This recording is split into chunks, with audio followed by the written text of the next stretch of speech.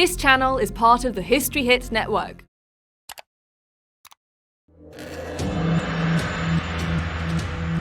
Two and a half thousand years ago, a man was born whose ideas would shape the lives of billions and the thinking of a nation. The country is China. And his name is Kongzi, known in the West as Confucius. Born into an age of violence and war, Confucius was the creator of a political and moral philosophy that was designed to bring harmony to the chaos of his times. His extraordinary story saw his ideas rejected in his own lifetime,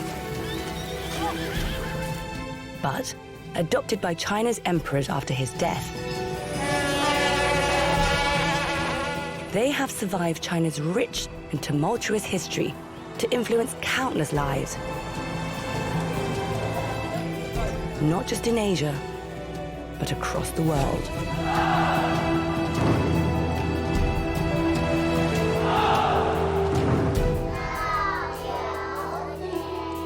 His teachings have been the foundation of Chinese education for nearly 2,000 years.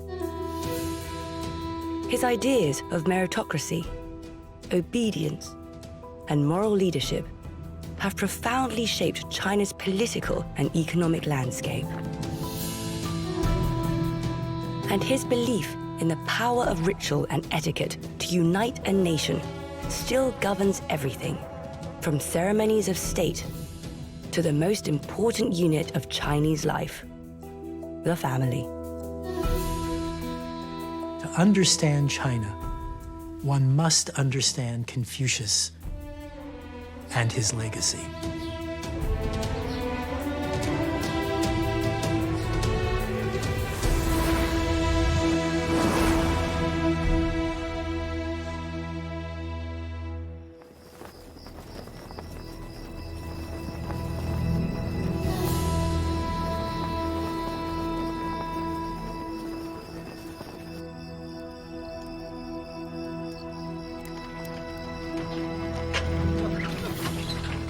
The story of Confucius's life was first written down in the Han Dynasty, 400 years after his death.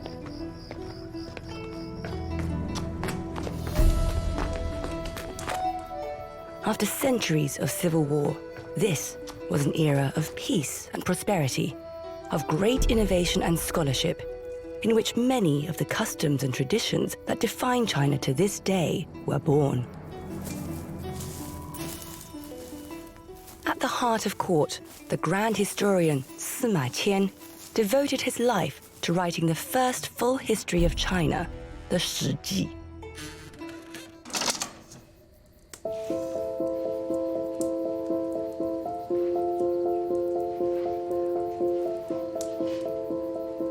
Contained within it is a narrative of the events, rulers, and families who had made the most important contribution to the Chinese Empire, including the first full biography of Confucius. 天下君王，至于贤人众矣，当时则容，莫则以焉。孔子不一，传10于世。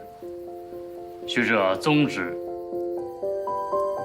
A mixture of fact, oral history, and Sima Qian's imagination, this biography is still one of the main sources for the story of Confucius's life. And it documents the struggles he endured to get his ideas heard. 颜回入见，孔子曰：“回诗云：‘非驷非虎，率彼旷野，吾道非邪？吾何为于此？’ The biography of Confucius by Sima Qian is actually so important because it's the first attempt, the very first one, to draw together many stories that emerged in the 300 years since Confucius' death. I think Sima Qian was so alert about the very human side of Confucius, how such a man was able to not only survive, but to pass on something very important about being human, about being a moral person. And of course, Confucius had no idea that whatever he said would eventually end up being so important to the Chinese. History Hit is like Netflix just for history fans, with exclusive history documentaries covering some of the most famous people and events in history, just for you. Whether you're looking to dive into life and crime in Victorian London, or the forgotten history that deserves to be heard, History Hit has a documentary for you, just a click away. We're committed to bringing history fans award-winning documentaries and podcasts that you can't find anywhere else. Sign up now for a free trial, and Absolute History fans get 50% off their first 3 months. Just be sure to use the code AbsoluteHistory at checkout.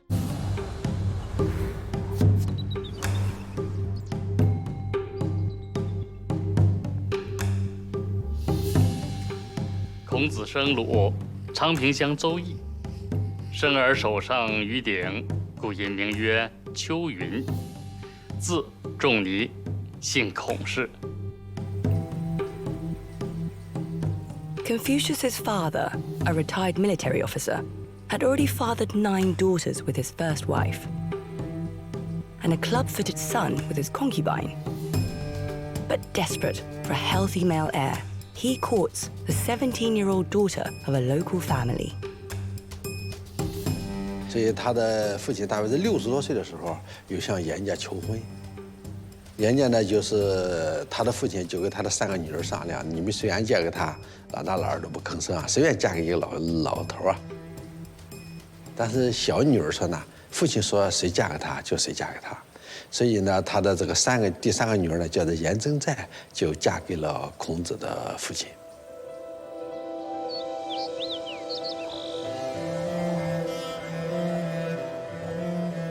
Desperate to conceive, Confucius's parents went to a local sacred mountain, Mount Ni, in order to pray for a son. Sima Qian said the father and the mother of Confucius had a tryst in the wild. In Chinese is 野交, and Confucian scholars were very uncomfortable with that idea. But I think what this means is this, Confucius' father was about 60 when he had this relationship with Confucius' mother, who was in her teens, and that's perhaps considered very inappropriate. But it's also about, hey, Confucius was just very human from the beginning, and he had lots of problems to sort out as he grew up.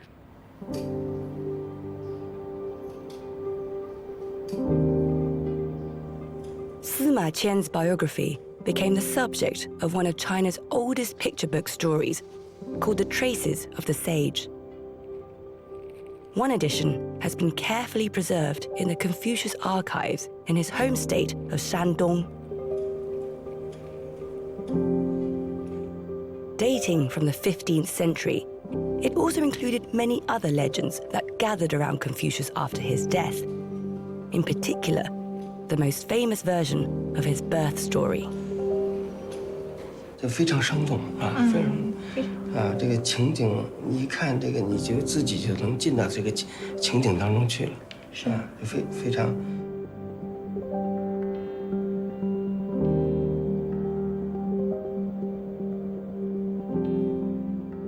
This scene illustrates the visit to Confucius's mother of a mythical creature called a qilin. Made from different animals, the head of a dragon, the scales of a snake, and the body of a deer, in Chinese mythology, the qilin heralded the arrival of a great event. But it also tells us something significant about Confucius's humanity. In Chinese tradition, people would think of deer, mainly the body of deer, with other parts of reflect the animal's mild disposition, mild nature, and deer never harm other animals, even never step on other insects. I think this is why qilin was so significant in this picture. to tell people the idea why Confucius is a very distinguished figure, not very much, one of the ordinary people.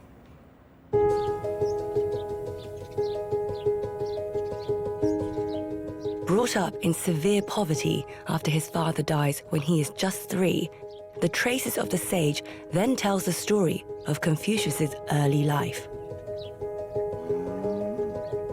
As a member of the Shi class, the young Confucius takes on a series of jobs, including managing the state's herds of oxen and sheep. Shi, there are many ways of translating that character, Shi. I prefer this idea of the common gentleman. A common gentleman is just one level above the commoner. And what makes him sort of distinct from a commoner is that a common gentleman is allowed to have an education.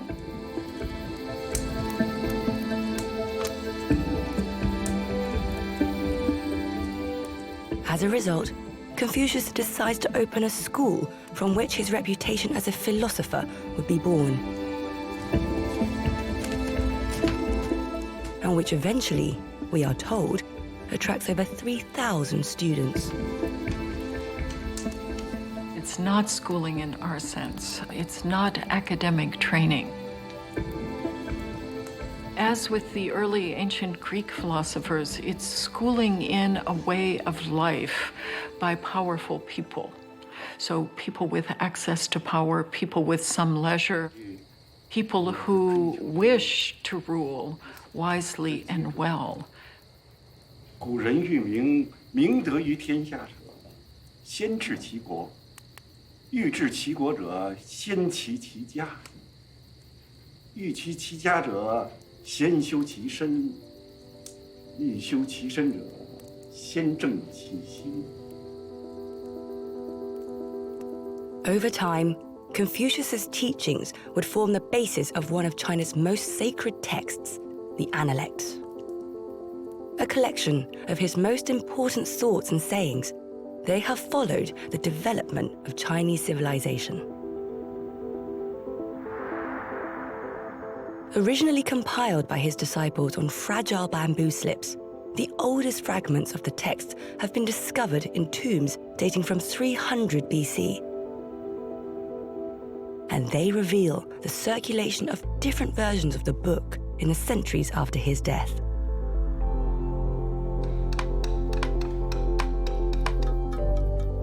In the 2nd century AD, one definitive version was then fixed by being carved onto stone. Erected in the Imperial Academy for scholars to study and learn, this version became one of the foundational texts of the Chinese Empire. And this same text has been taught in schoolrooms across China for over 2,000 years. 时习之，不亦说乎？有朋自远方来，不亦乐乎？人不知而不愠，不亦君子乎？有子曰：“其为人也孝悌。” 子曰：“三人行，必有我师焉。择其善者而从之，其不善者而改之。” 有朋自远方来，不亦乐乎？人不知而不愠，不亦君子乎？那《论语》呢，作为儒家最重要的一部经典，当中记述的都是孔子和他弟子言行的汇集。在当初，孔夫子是怎么样教育他的子弟的，乃至于他的弟子门人一些对话的记录。 The Analect is now the main source of Confucius's philosophy, and contained within it is the moral code that has become the touchstone of Chinese traditional culture. 学而时习之，不亦说乎？乐同，学之为言孝也。人性皆善，而绝有先后。那《论语》呢，作为中国人的圣经，可以说是每一位中国人都应该读诵的一部经典。那这里边所讲的呢，可以说都是关于古人讲的修身齐家治国平天下的这些道理。所以学了这些呢，这个就像古人讲的半部《论语》可以治天下。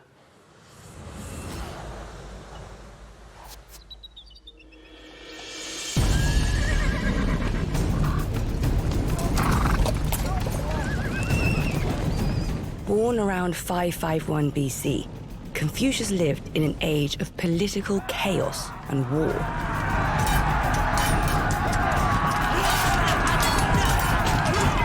At this time, China was divided into numerous states, each locked in a desperate and bloody battle for the domination of the country. Confucius is born in an era when all he sees around him is continual warfare. One state fighting against another state. They're assassinating rulers and extinguishing kingdoms as fast as they can. All in all, there are about 14 states fighting for their existence. A central core of around 8 smaller states, surrounded by a group of larger and more powerful neighbors. Confucius's state is one of the small states. It's the state of Lu, and it borders the great state of Qi, and there's no question that the rulers of Qi were intent on swallowing up Lu.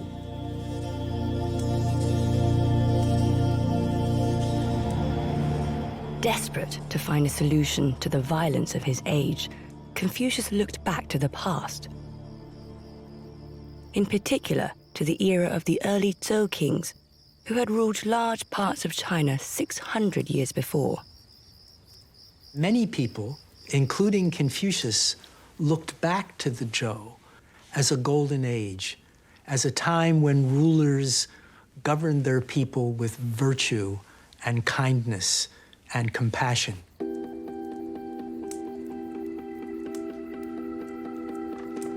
Unlike the political disorder of his own times, Confucius believed this was a period of peace and stability, thanks in large part to the ancient rites, customs, and etiquette that bound Zhou society together, a concept he called Li. Li, reduced to basics, is ceremony, ritual. It also refers to what we think of more generally as customs, social practices. What I say when I greet an old friend, what I say when I express reverence for a teacher or a parent. Confucius pointed out how very important those customs and practices are as the glue of society, of keeping us together.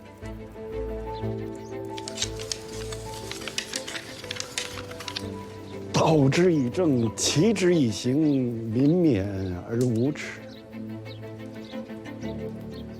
道之以德，齐之以礼，有耻且格。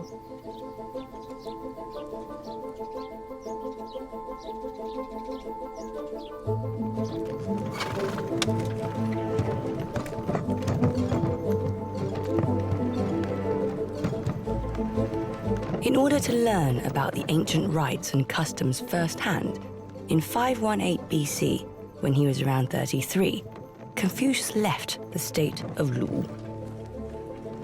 Given a carriage and 2 horses, he traveled a great distance to the ancient capital of the Zhou kings in modern-day Luoyang.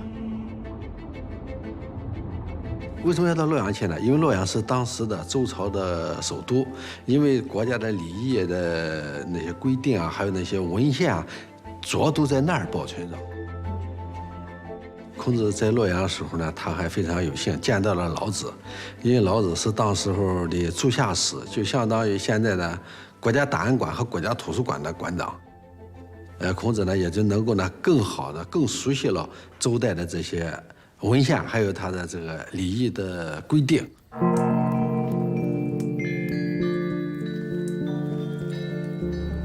rituals that Confucius went to study were above all the sacred rites, in particular the ancestral rites that were essential in keeping the human world in harmony with the cosmos.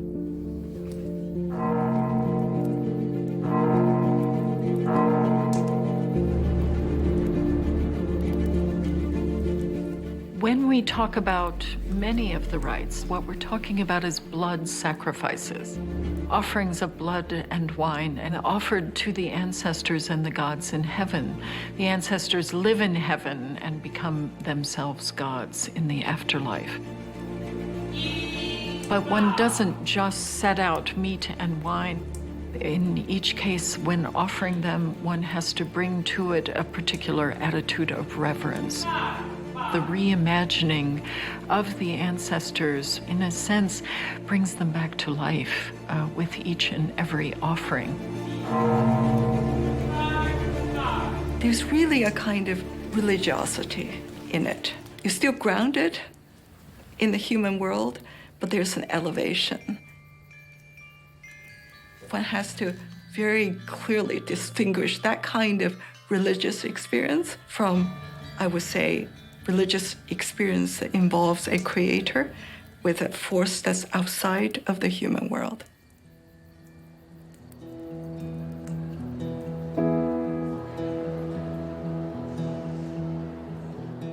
The vessels used in these ancient sacrifices of the Zhou kings are now held in the National Museum in Beijing. From enormous sacrificial bowls and stunning sets of bronze bells, to intricately cast drinking vessels. These artifacts are testament to the sophistication of Bronze Age Chinese culture. But for Confucius, they also held a clear message. For the same skills that were used to create weapons of war in his own age could once again be used to create objects of harmony and peace. What happened in this period was the beginning of the aestheticization of the human culture, lifting the human being out of our animality and making us into something that is elegant and enchanted. Confucius, at the beginning of a very troubled period, tried to reestablish this belief that had faltered as China became increasingly involved in war.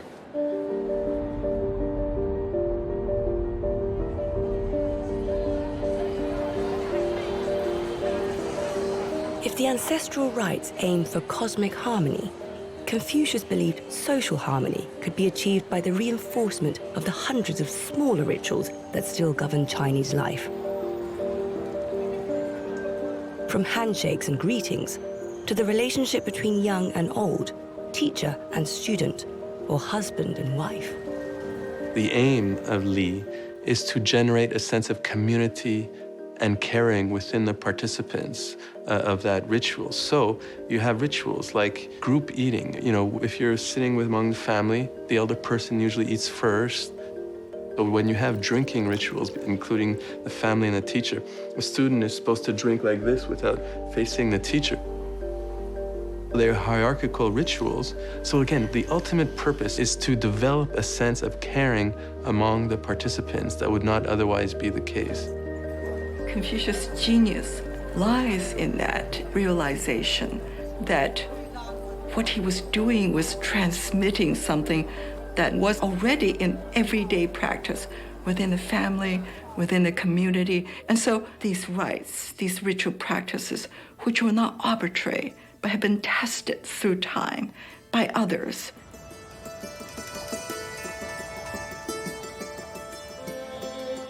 Today, the ancient town where Confucius grew up is called Qufu. Now one of China's most historic cities, it is home to what we call the Sankong, the 3 Confucian sites.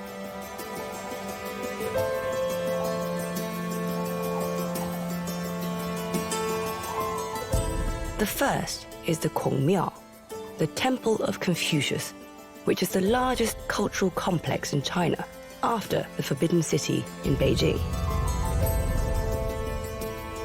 Next door is the Kongfu, the Confucian mansion, where his later descendants were honored and lived in splendor. And on the edge of town is the enormous Kongling, the Confucian forest, where Confucius himself is buried, surrounded by generations of his family.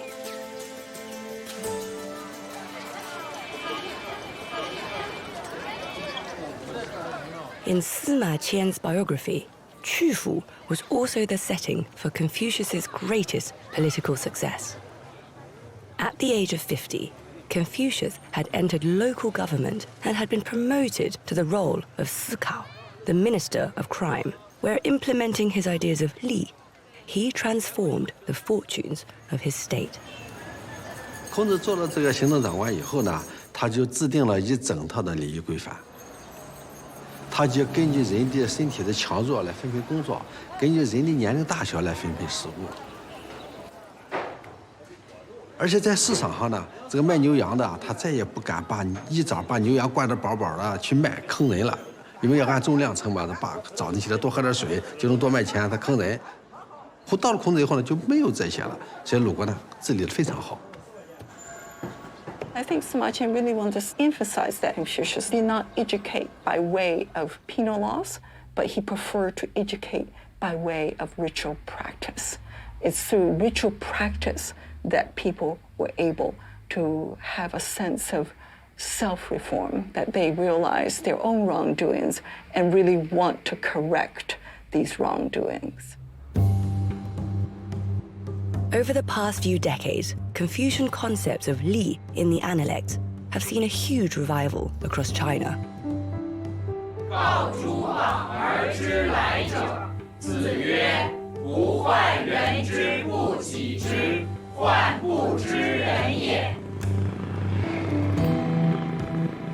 As part of this revival, at Beidongye village, just an hour's drive from Qufu, the morality of the Analects has been woven into daily village life.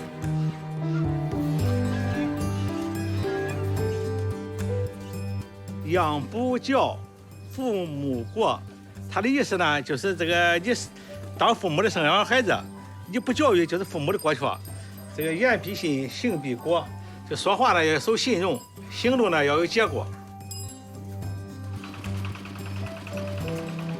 For the past 2 years, the village elder has introduced Confucian lectures to the village, which begin with a daily broadcast of the Dizi Gui, a simplified version of the Analects. 俺村的呢，我每天早晨呢，都从7点半的时候给村民就放《弟子规》，每天早晨放一次。这个咱通过放《弟子规》来提高村民的思想觉悟，来建设咱的和谐村庄。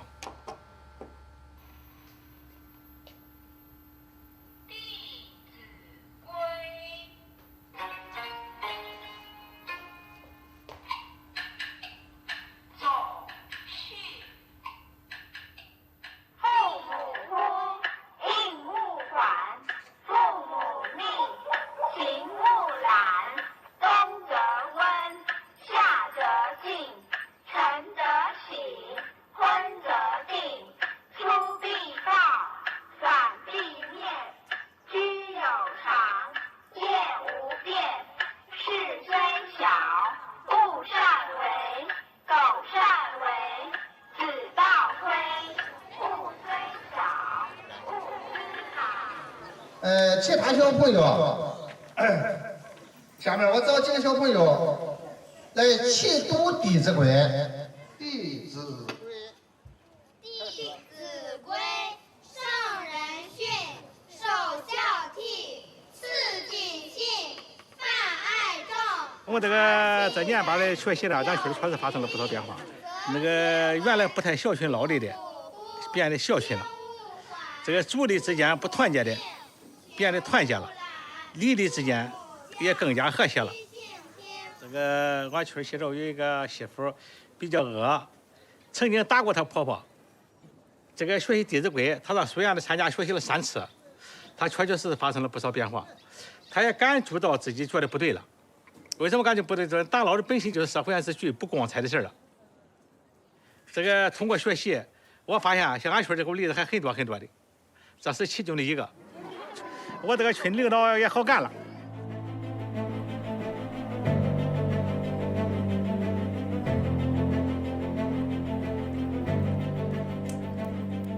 In Confucius's own lifetime, the reintegration of the ancient rites transformed the prosperity of his state. But the politics of his age soon conspired against him. The traces of the sage paintings tell the story that, threatened at the rise of Confucius's state under his guidance, the state of Qi hatched a plan that would have profound consequences on his life. 你看马，这个马的数量跟这个女士的数量都不是记载的那个数量。 According to legend, the state of Qi sent 120 of their finest horses and 80 of their most beautiful dancers to Lu Dingong, the Duke of Lu. And the Duke was so entranced, he neglected the court rituals and sacred rites, and the Li of the state collapsed in just 3 days. This picture is very significant, very key, the turning point of his life. He tried a few times to persuade the Lu Dingong, please come back to taking care of the state affairs. Because he failed in persuading Lu Dingong, there's no hope for him to stay on. So he got to find some other way, go somewhere to realize his will.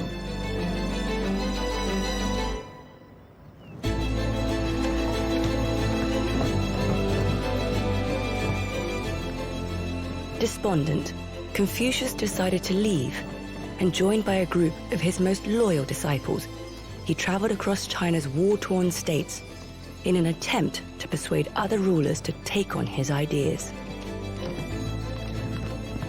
On this trip, one thing, he tried to practice his ideas, to try to persuade all the kings to accept his philosophy, the way his idea about how to govern a good society.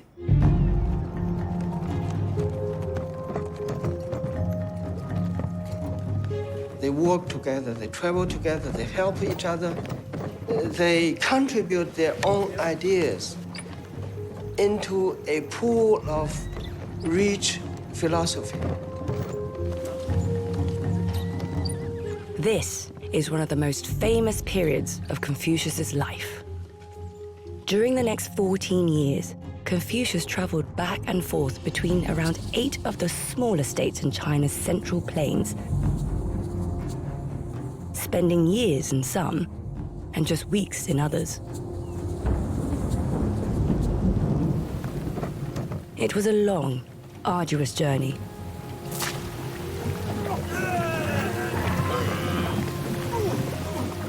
Caught in the crossfire of states at war. And without shelter or security, they'd be kidnapped, lose their way, and on many occasions, even come close to death. 在这个路上呢，遭到很多灾难。在宋国的时候呢，就司马桓推呢曾经要杀他们，在这个矿呢就让人家围起来以后呢，不让他走。在陈蔡那个地方呢，就是7天7夜都吃不上饭，把肚子饿，弟子们都饿得都爬不起来了。他在生当中呢，确实周围列国是很艰难困苦的。 The challenges they faced forced Confucius to refine and debate his philosophy.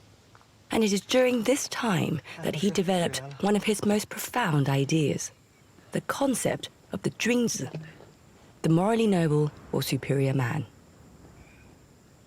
这次我们周游列国，我最深的体会是：君子喻于义，小人喻于利。 A Drinza normally is translated as noble man or gentleman, but a better translation is exemplary person, because whether it's a man or woman, we should all strive to be Drinza according to the Confucian tradition. Somebody who strives to be a Drinza should try to extend the love and care beyond the family, should care about justice and morality, not about their own self-interest, first and foremost. And it's a lifelong struggle, one that never ends.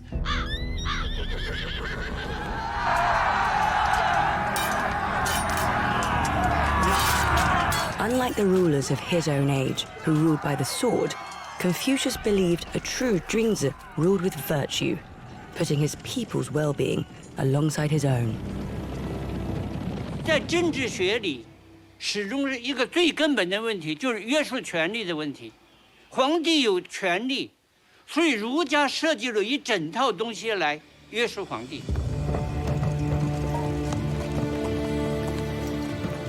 也就是后来儒家的政治哲学，爱民，所谓的爱民如子。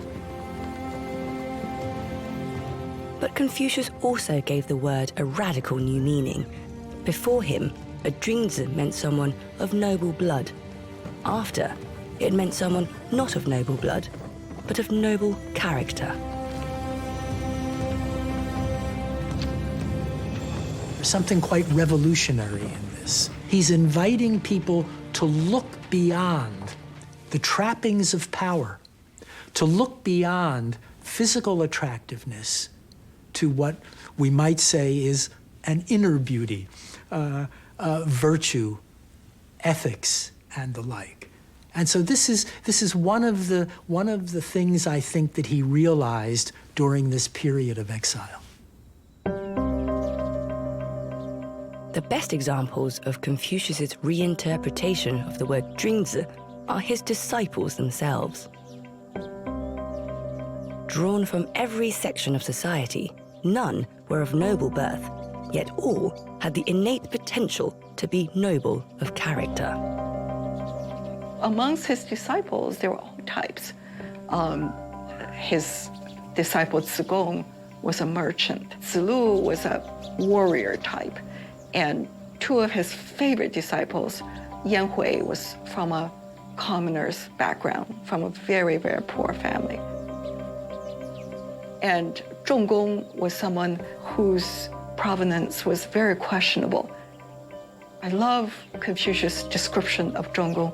He said that it's possible for a descendant of a plow cattle, to be born with perfectly formed horns. I think what all this tells us is that Confucius did not measure a person's worth by way of that person's family background. At the time, Confucius was very concerned with training future generations so that they would be good and moral leaders. So this idea, what we can call political meritocracy, that the political system should be designed with the aim of selecting rulers with superior ability and virtue, that's central to the Analects of Confucius, and it's very central to the whole Confucian tradition.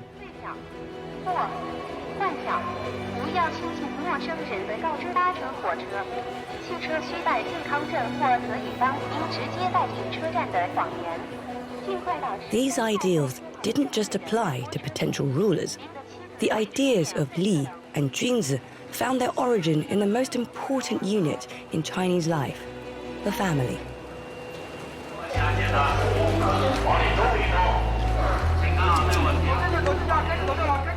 At Chinese New Year, millions of workers from all over China return home to their families in what is the largest mass migration of humans on the planet. At the heart of this celebration is another of Confucius's most important concepts, what he called xiao, often translated as filial piety.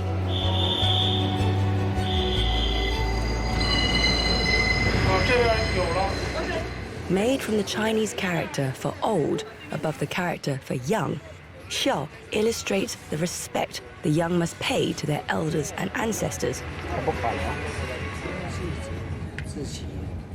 And over time, xiao became so important to Confucian thinking, it developed its own manual, the Xiao Jing.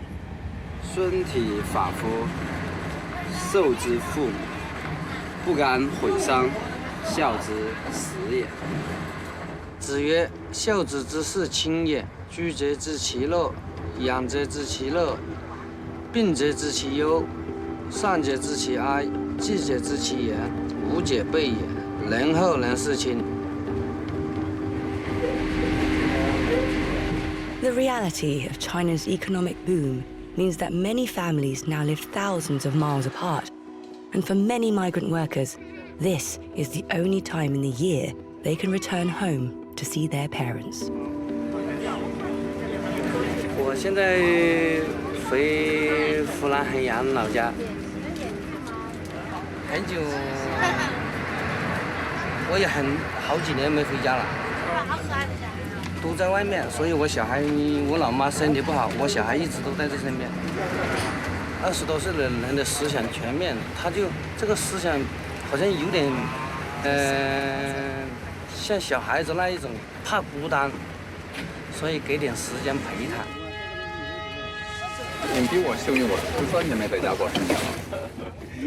13年。哇，好不容易哦，13年不容易啊！13年其实说13年好漫长的。挺快的，对我来说非常快。我工作正好13年了。我觉得很煎熬啊！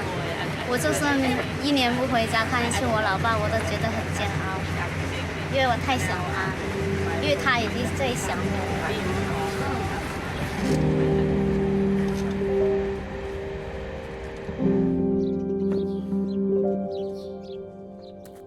In Sima Qian's biography, we are told that Xiao came to Confucius naturally from an early age. Rather than playing with normal toys, Confucius spent his childhood staging elaborate ancestral rites, in particular for his father, who had died when he was just 3. And as Confucius grew up, he realized that the values he found in the family, exemplified by the love one had for one's parents and grandparents, could be extended outwards for the benefit of the rest of society. These things should come naturally. I mean, it's natural for the young to respect the older person. It's natural in the village that the elderly actually get their share of food first. I think his genius is that he realized that there is a moral grounding to those practices. What was that moral grounding? It has to do with empathy. He thought of empathy as the one thing that distinguished humans from other animals. That if we are born with that sense, that sort of that stirring of empathy, why not expand it? Why not make it work for the family, for the community, for the state?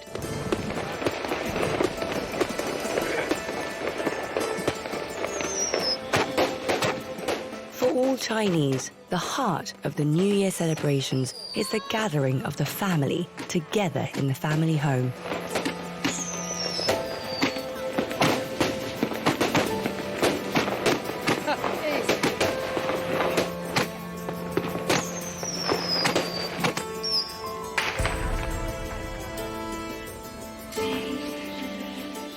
Before the New Year meal can take place, it's customary to honor one's ancestors. For religion in China isn't to a god, it's to one's shared past. 身体健康啊，年年拜下祖宗啊，保佑你们身体健康，年年会读书啊，来。In Confucian thought, this is where Chinese religiosity lies, in the family. 拜了祖宗一起吃饭。 And it's through rituals like these that one learns to become a 君子, a moral person. 我其实是个孝顺男人，我想到我老妈那个，一个人在家其实就是不孝我呀。年代不同嘛，他年轻人压力大，所以造成我这样的现象是很多的，确实很多。老年人像我老妈。 我可以这样说，如果是我老妈，她不是得那个病，我100%的把她带出去了，我也不会让她一个人待在家里。最大的心愿啊，我要把这个古老的房子，要解决它。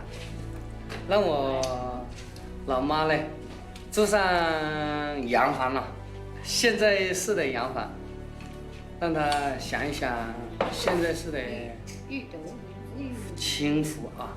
说实在，这是普天之下做儿女的一份心。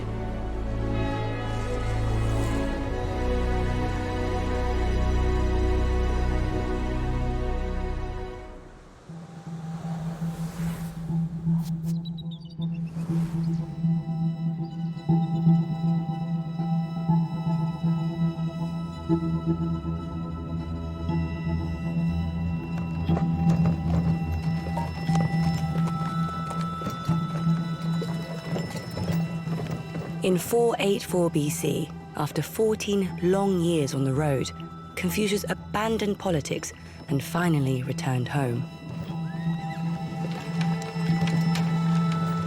Unable to find any rulers to take on his ideas, instead, he decided to transfer his attention to the training of a new generation of Zhuangzi. By that time, he was already 68. And once he was invited back to come home, then it was said that his gate was just flooded with young men who wanted to learn from him. And what exactly did they want to learn from him? I think has to do with the art of government, because several of his chief disciples later on actually became very important people in government.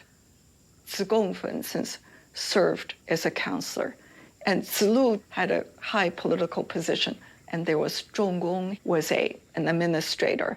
And so maybe these young men felt that Confucius could teach them something about statecraft, about the art of government, and also how to get into government.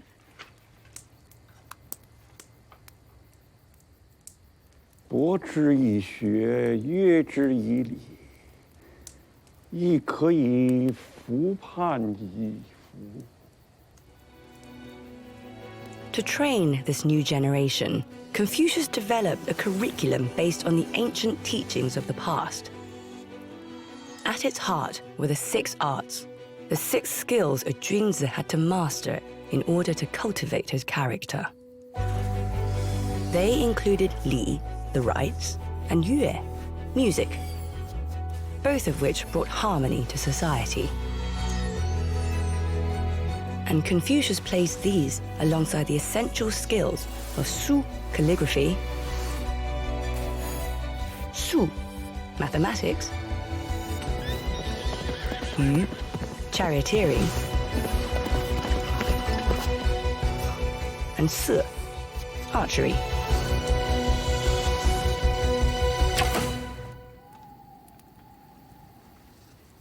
Most importantly, it's during this period that Confucius is said to have compiled and edited the most sacred books of Chinese history, which are now called the 5 Classics.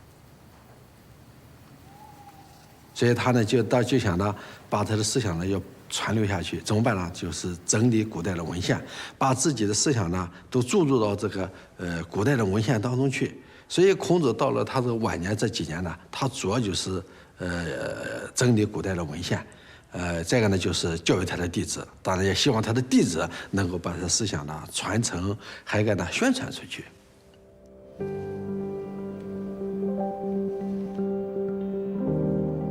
Confucius's Academy is the subject of one of the most well-known paintings in the Traces of the Sage series.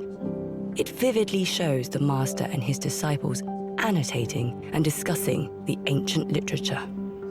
You see the people working on the classical text, warm discussion, heated discussion. And here, Confucius himself, 1, 2, 3, 4, 5, 6, 7, 8 people sitting around him, the master and disciples, together develop new ideas. The younger generation is entirely involved in the discussion, in the continuity of tradition. This is exactly reflect the idea and how Confucianism developed over history. The 5 classics were canonized alongside the Analects of Confucius during the Han Dynasty, over 600 years after his death. Erected by the emperor in the Imperial Academy, these sacred books then became the basis of China's famous Imperial Examination system, a rigorous set of exams that were designed to root out the most talented candidates for imperial government. The examinations guaranteed candidates had read the classics and had understood the teachings of the sages. And if they understood those teachings, it was assumed they would be trusted advisors to the emperor and trusted officials throughout his realm.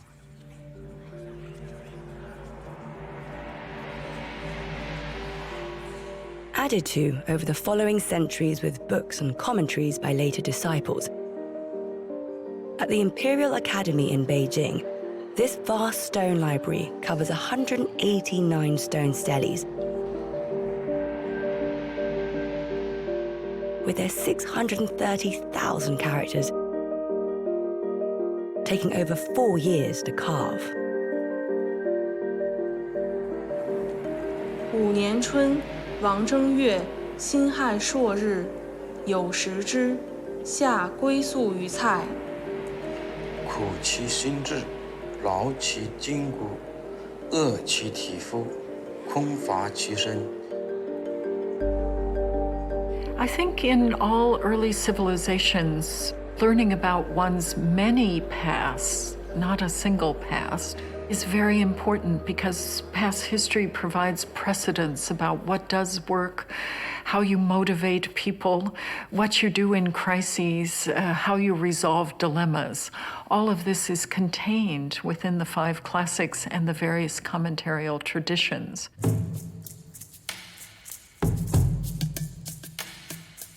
The examinations themselves were famously rigorous. Candidates had to learn hundreds of thousands of passages from the classic texts, with question and answer sessions lasting over 3 days. Conducted at 4 different levels, from the lowest level country exams to the final test at the Imperial Academy, the pass rate was only 1 or 2%. With such power and privilege awaiting the successful few, some candidates even tried every method to succeed. 这些东西呢，就是我们科举考试中常用的作弊的东西，它叫做夹带。它有2种质地，你可以看到啊，上面那个是丝质的，底下这个是纸质的，它都比较适合用墨在上面进行书写。比如说，我们会把它放在那边的那个像这个考栏里啊，像这个文具，我们会把毛笔的中间弄空，把这东西搓成一个小卷儿放在里面，或者说放在这个砚台底下，放在各种各样的夹层里，比如说衣服上、鞋子里。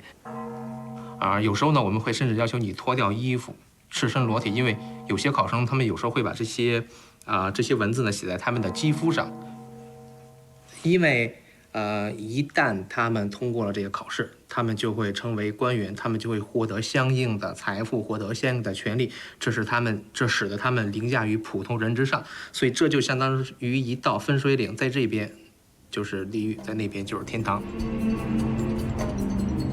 The influence of the imperial examination system was so enormous that it spread across Asia to Vietnam, Korea, and Japan. But perhaps its clearest legacy in modern China is the Gaokao, the annual national university entrance examinations, in which students from all walks of life attempt to win places, not in government, but at the nation's best universities.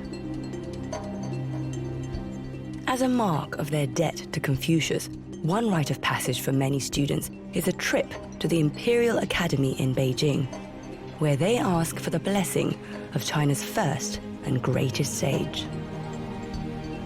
孔圣人，愿你能保佑我考到我心仪的学府。愿我的一切努力都能得到回报。孔夫子，希望可以做一个像你一样的人，把学习作为一生的乐趣，不只是为了考试。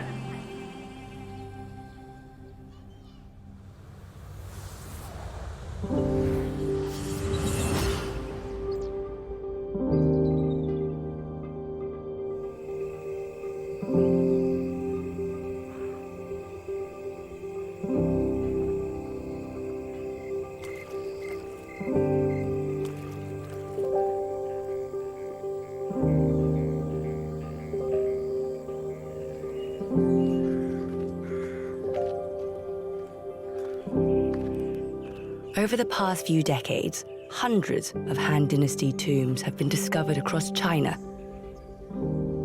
many dating from around the 1st century AD, 500 years after Confucius's death. Inside are stunning representations of the Han Dynasty's vision of the world. Heaven above full of birds and beasts, and the human world of Han horses and charioteers below.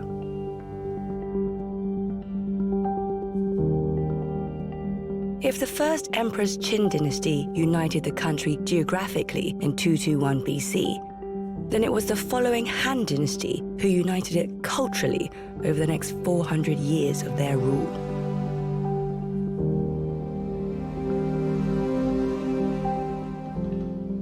And so within these tombs, we see the establishment of the cultural heroes that underpinned China's emerging national identity, including the first known portraits of Confucius.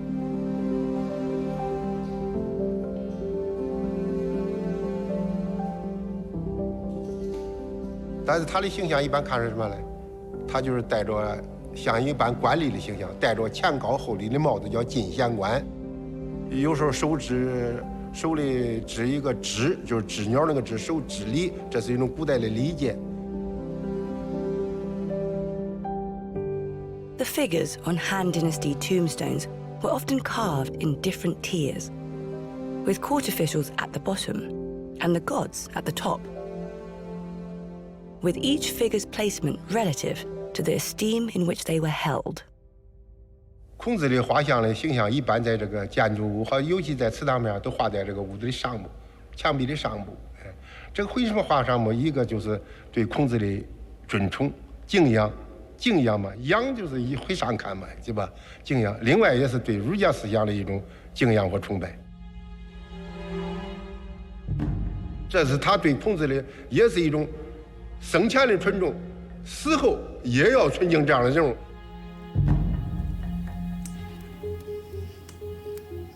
In Sima Qian's biography, we are told that Confucius died a frustrated man, having failed to convince a single ruler to take on his revolutionary ideas. Spread by his disciples after his death, it was only in the Han Dynasty that his ideas emerged to become the dominant philosophy of a now united empire.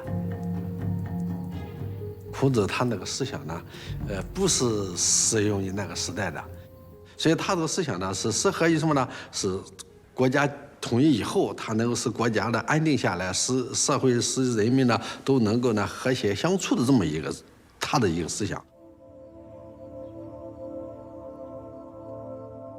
Over successive centuries, the ideas of Confucius became so important to Imperial China that every new prefecture built a temple to him, elevating him almost to the status of a god.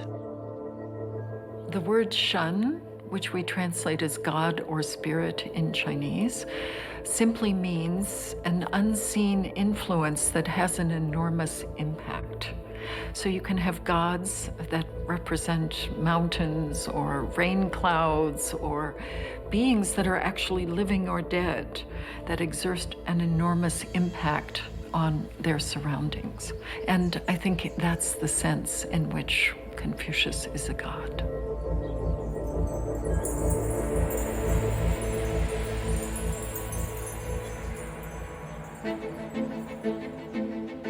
The Kong Miao in Beijing is now the most well-known Confucian temple.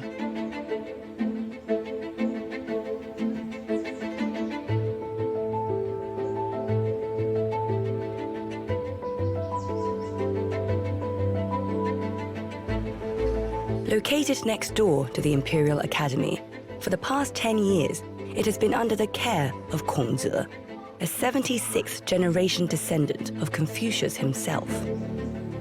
其次呢，我从小我是出生在孔府里面的，从小在曲阜的孔庙里跑着玩耍的长大，所以，这座孔庙对我而言，它的气味让我感到非常的熟悉，很像我家乡的感觉。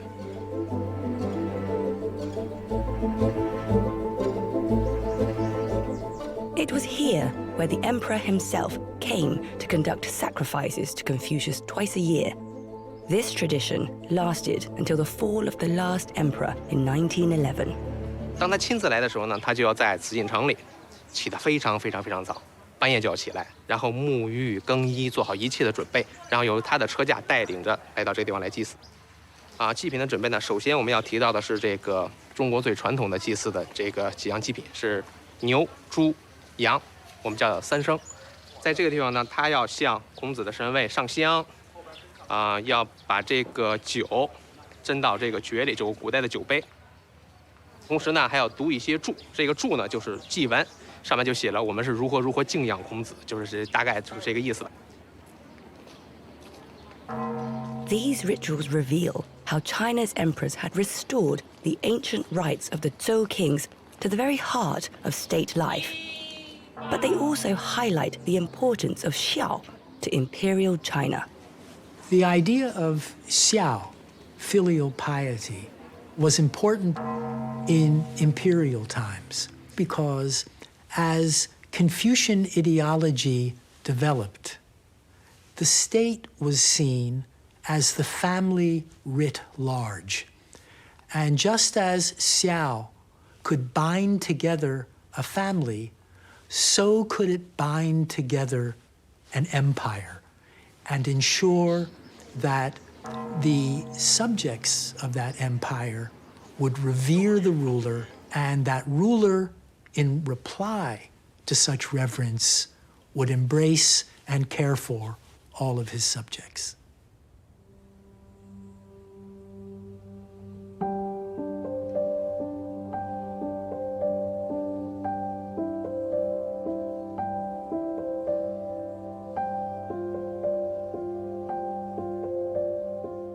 During the Han Dynasty, the best example of the importance of xiao in imperial culture was the elevation of Confucius's own family, the Kongs, to Chinese nobility.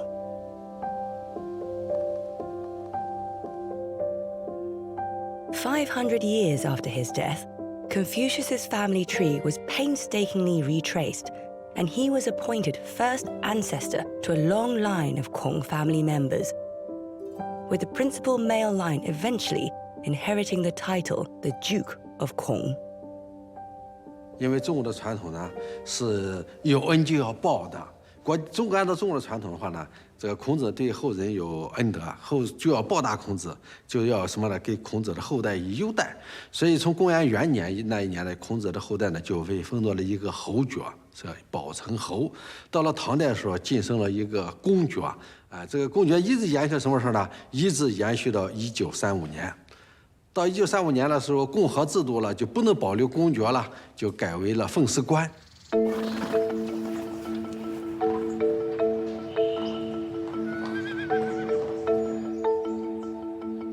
After 2,000 years of genealogical records, the extended Kong family is so big, it now has its own headquarters, the Confucius Genealogy Research Center in Qufu.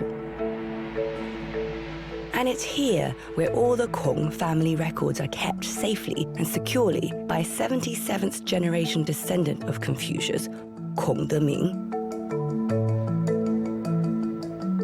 这一个房间呢，是收录了我们所有孔子后裔释迦谱续修期间保存的最原始的一个档案资料。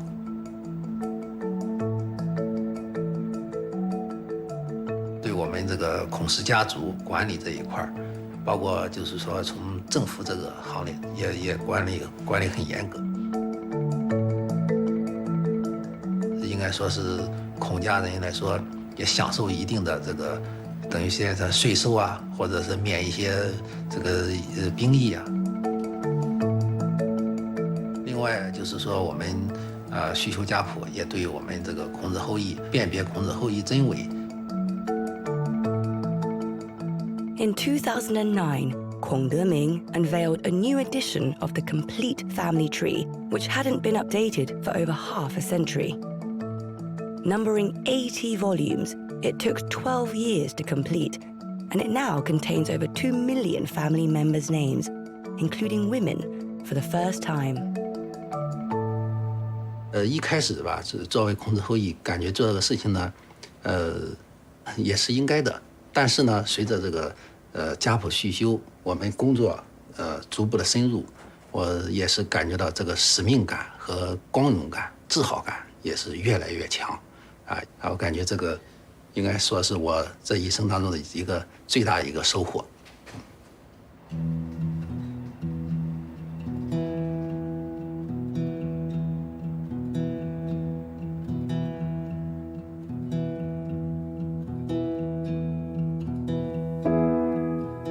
Often referred to in Chinese as the first family under heaven, the Kong genealogy is now the oldest and longest accredited family tree in history. With its over 2 million descendants living all over the world.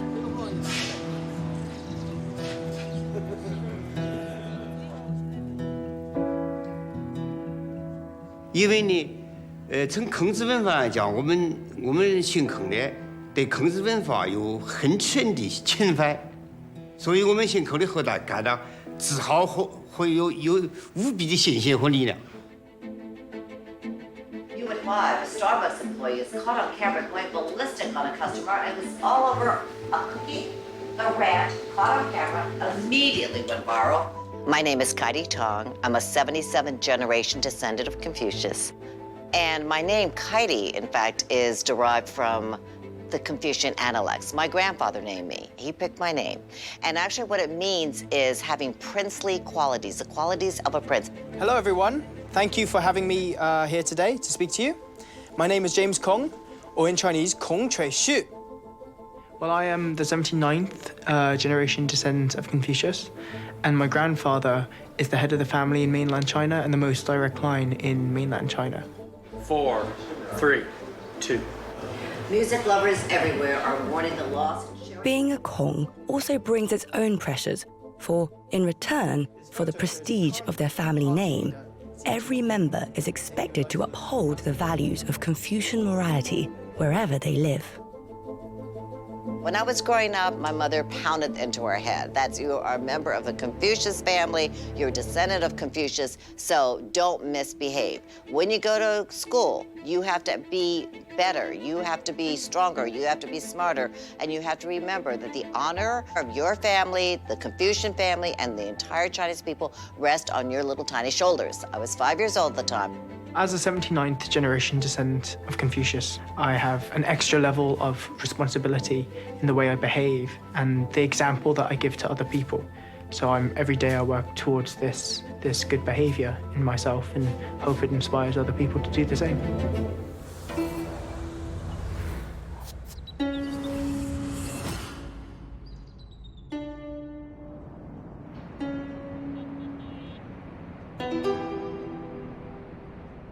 Confucianism's emphasis on hierarchy, tradition, and ancient etiquette has made it the focus of numerous attacks from alternative schools of thought, both during his own lifetime and in the many centuries after his death.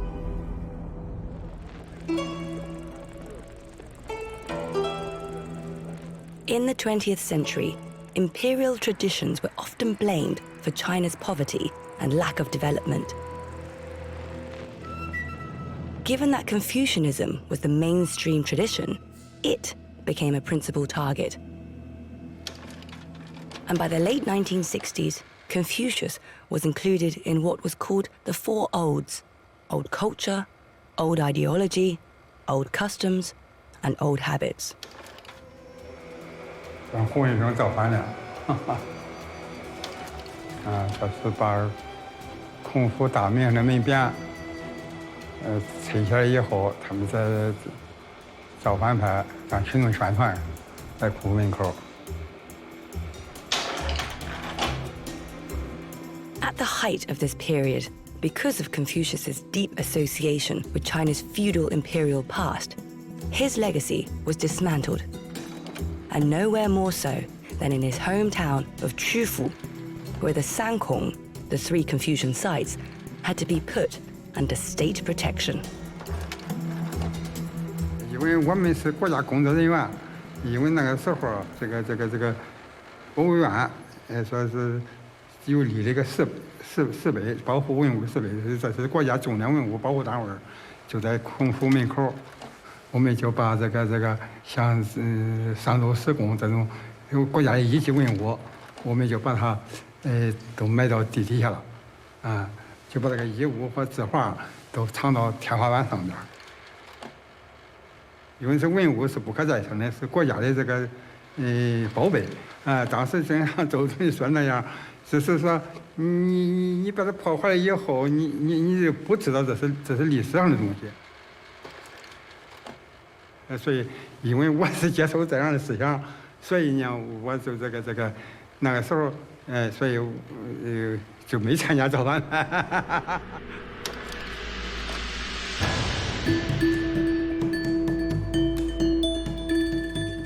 Over the past 40 years, as China has modernized and its economy thrived, it has embraced its ancient traditions with renewed pride. Nationally, Confucius has become a symbol of the depth and continuity of Chinese civilization.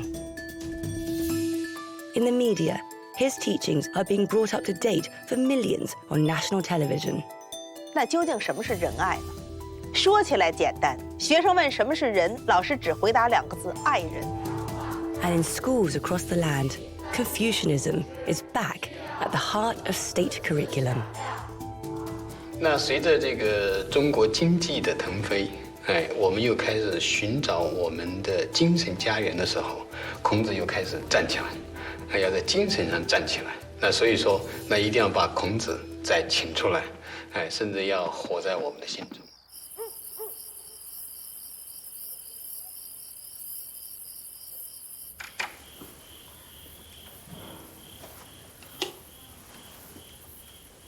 小朋友们，我们该起床了。大家早上好。At the Sihai Academy, a Confucian boarding school outside Beijing, children between the ages of 3 and 14 follow a curriculum based entirely on traditional Confucian education, with their day starting at 5:30 a.m. 这个四海孔子书院的校训是 诚敬谦和300。这个诚呢是做人最重要的品质。这个谦的意思就指的是，就人做人一定要把自己摆在一个很低的位置，才能够融合于众。最后呢，实际上要达到一个和的境界。也就是说，不仅是个人的身与心的和谐，也是人与人之间的关系的和谐。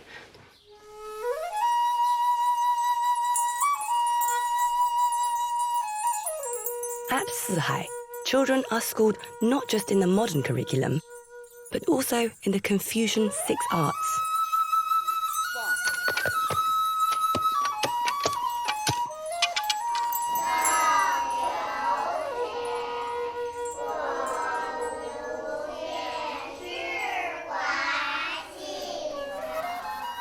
Crucially, they also learn to recite the Confucian classics by heart from a very early age. 这个自幼读中国经典，这是传统中国教育最重要的一个传统。欲治其国者，先齐其家。那小时候读经，更重要的是利用他的记忆力，因为小朋友他的记忆力非常好，他不需要理解。年龄的增长，他的理解力逐步的增加，然后他就可以有了理解的内容。这就好比说，像那个牛去先早上把草吃进去，然后夜里再慢慢的反刍消化，第二天就转化为能量，可以去工作。我想这个可能是中国教育跟西方教育很不同的地方。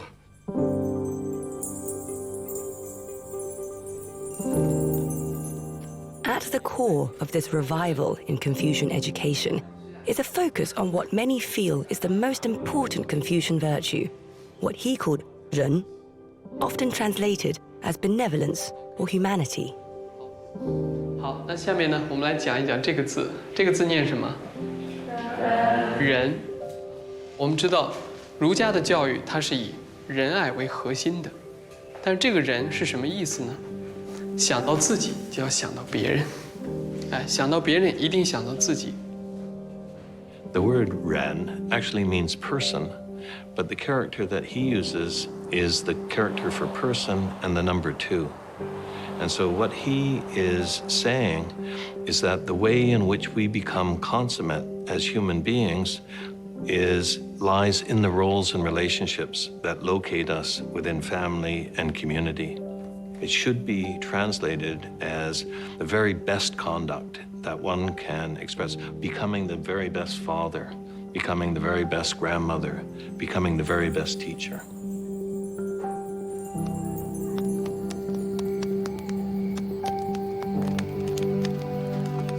The moment Confucius came to develop this idea was once again during his period of exile.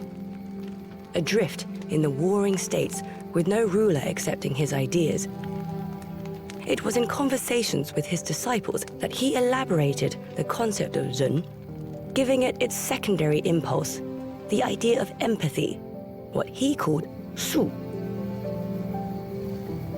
夫子，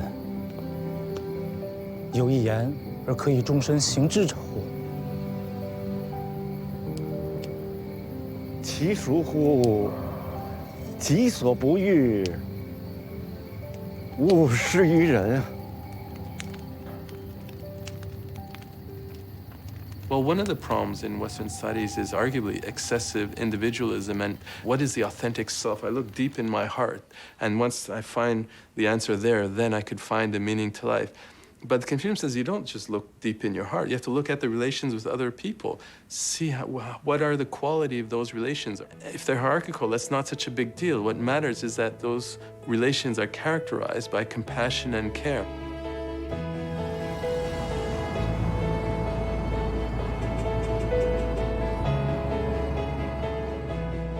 If Confucius formulated 仁 and 恕 to counter the individualism of his own age, then, to many, this has clear parallels in the materialism of contemporary society.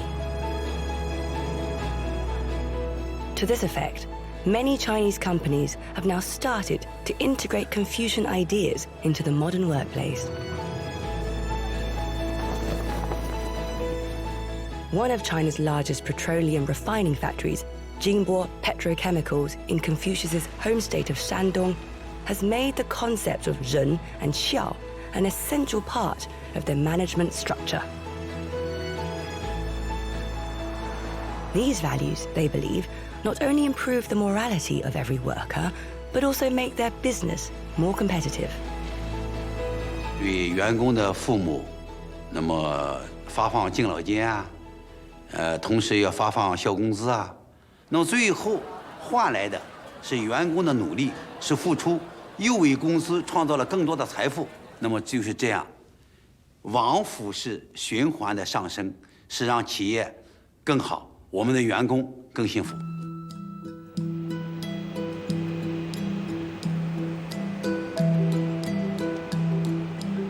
我叫马英鹏，在京博石化这上班。在这上班呢，自己的家人，包括父母还有孩子，都能够公司给你照顾得很全面。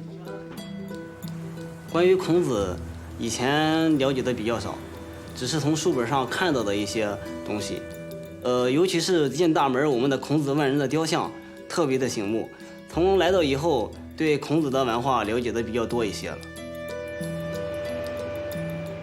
This combination of business and virtue What some scholars have called practical Confucianism is one example of how it has consistently evolved with the times, and which some now see as giving China its competitive edge.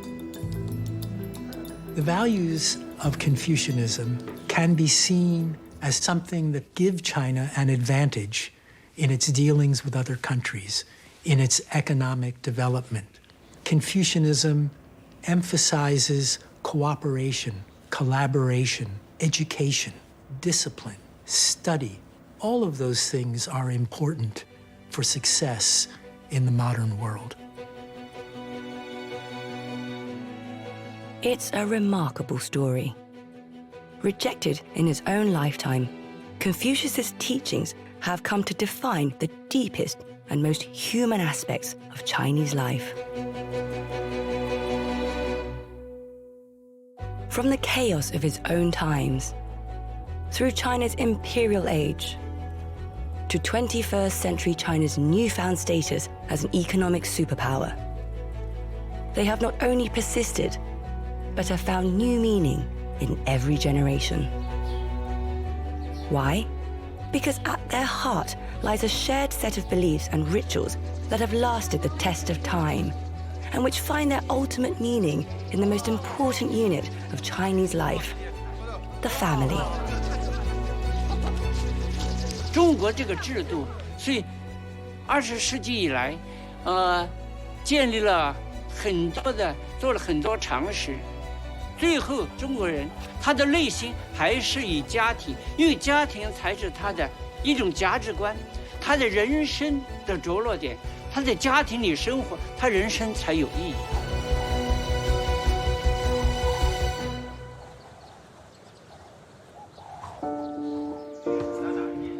This reverence for the family stands behind one of the most important rituals in Chinese culture, the grave sweeping festival of Qingming, where all the Confucian virtues of Li, Xia, and Zhen come together.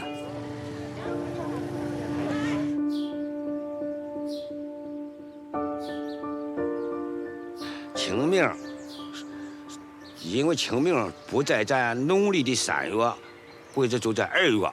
清明呢，这个墓上的草青草青芽，树也发芽了。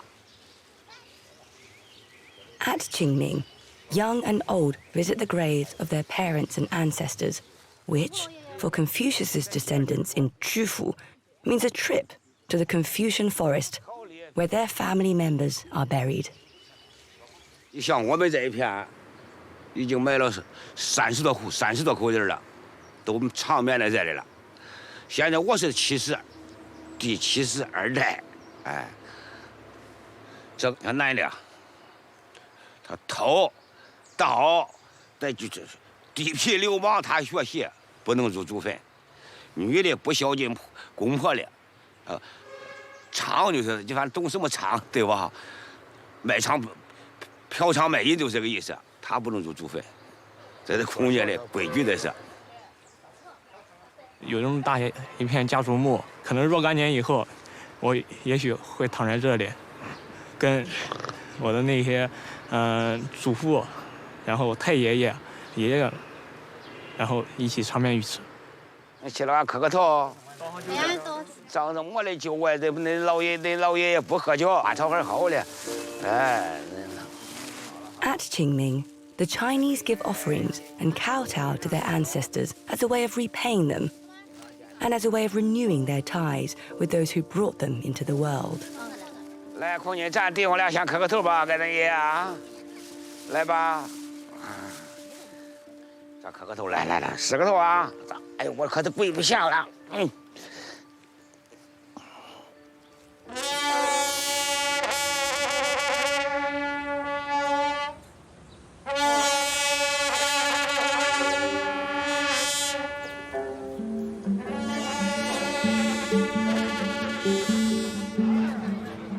，In Chufu, Qingming is also the occasion for the coming together of large numbers of the extended Kong family.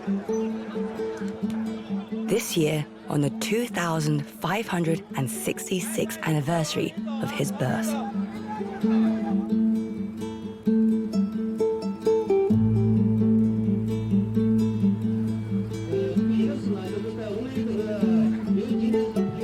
呢，就是2566年以后，孔子在历史上的作用，从今天的论证机会，就可以表达出来，孔子在世界和中国人民心目中的重要地位和隐性形象。说我们现在好多的，就是说你挖掘每个人的优点，其实就是我感觉就是我们孔子所提倡的一些优点。应该说我也感觉这个很敬佩，应该说也很荣耀，就是说自己能够从事这个家族的工作。The gathering of the Kong family at Qingming culminates in the grave-sweeping festival to their most important ancestor, Confucius.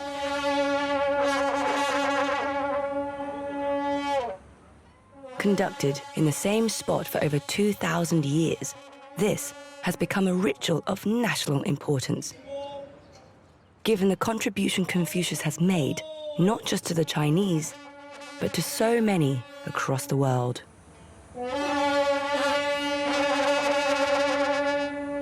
孔子在他的成长的历史时期呢，他的理想也是能恢复一个礼乐文化的鼎盛时代，用以礼治国，去把社会的公民的这种伦理道德水准以及社会的发展呢，上升到一个鼎盛时代。三空手，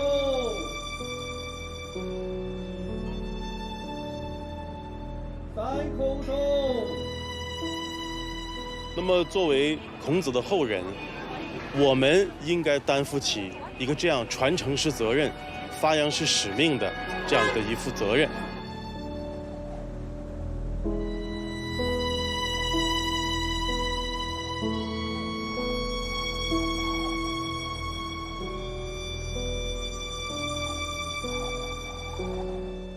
It's a remarkable legacy, given the circumstances of Confucius's death.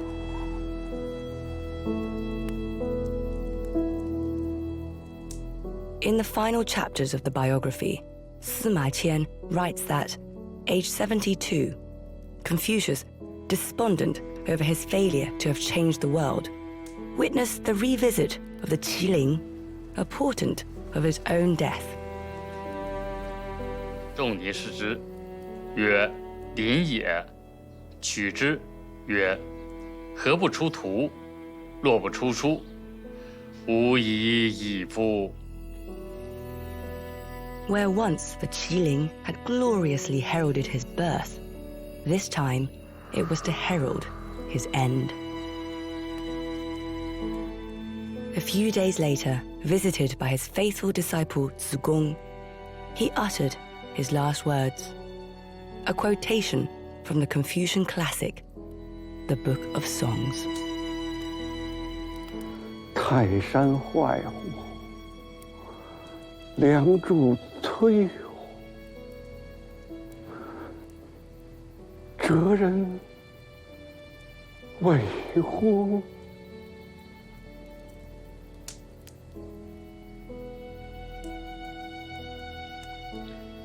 天下君王，至于贤人众矣。当时则容，莫则焉。孔子不一，传10于世。学者宗之，可谓至圣矣。